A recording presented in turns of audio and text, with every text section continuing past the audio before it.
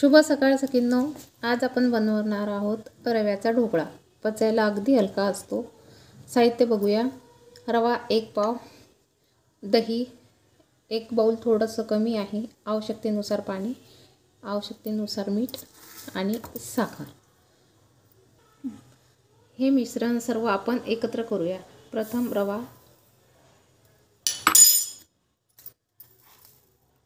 साखर 1 चम्मच आणि दही हे सर्व टाकूया।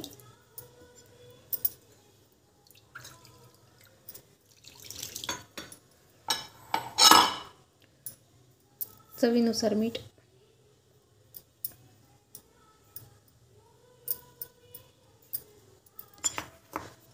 हे मिक्स करून अर्धा तास मुरू द्यायचं आहे।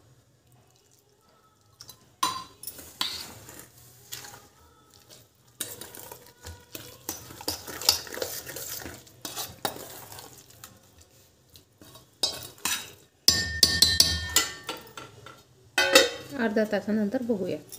अर्धा तास झाला, आपण आपलं बॅटर बघू, फुगलेलं आहे छान। यामध्ये थोडंसं पाणी घ्यायचं आणि अर्धा चम्मच खायचा सोडा,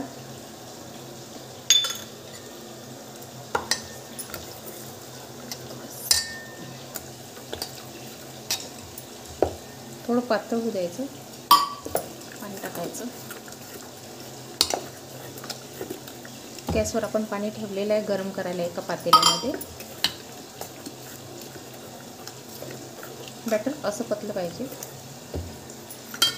एका प्लेटला आपण तेल लावून घेऊया।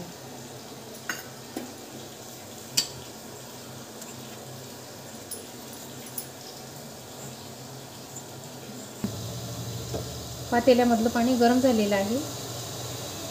त्यात 2 लोटे पाणी आहे आणि अशी छोटी वाळणी ठेवायची। आपण तेल लावलेली प्लेट, त्यामध्ये ही बॅटर टाकायचं।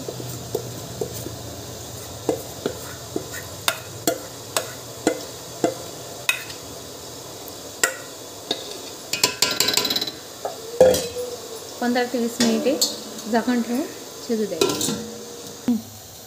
ढोकळ्यासोबत खायला नारळाची चटणी करायची आहे। ओलं नारळ आहे, 5 हिरव्या मिरच्या आणि कोथिंबीर।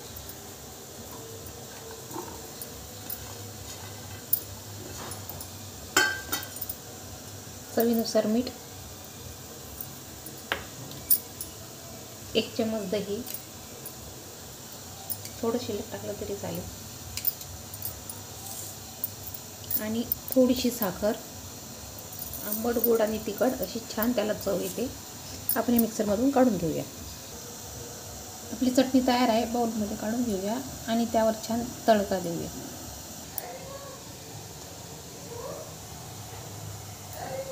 थोडंसं तेल टाकून घेऊ आपण,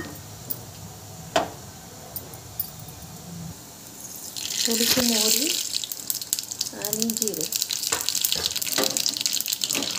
हा तडका देऊ आपल्या चटणीला।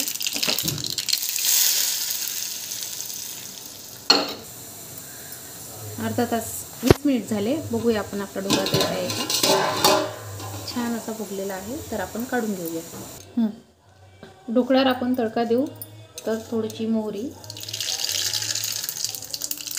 थोडे जिरे, हिरवी मिरची तुकडे केलेले,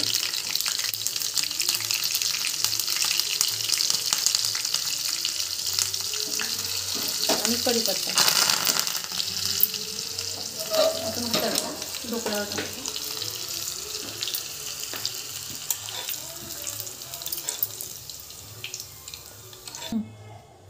आता यावर थोडी कोथिंबीर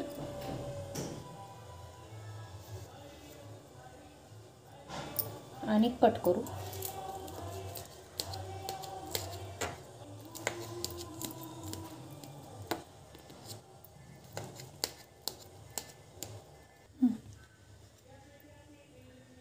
बघा कसा स्पंजी झालेला आहे आपला ढोकळा। गरम आहे। बघा, डिश तयार झालेली आहे। बनवा आणि कशी झाली मला कळवा कमेंटमध्ये।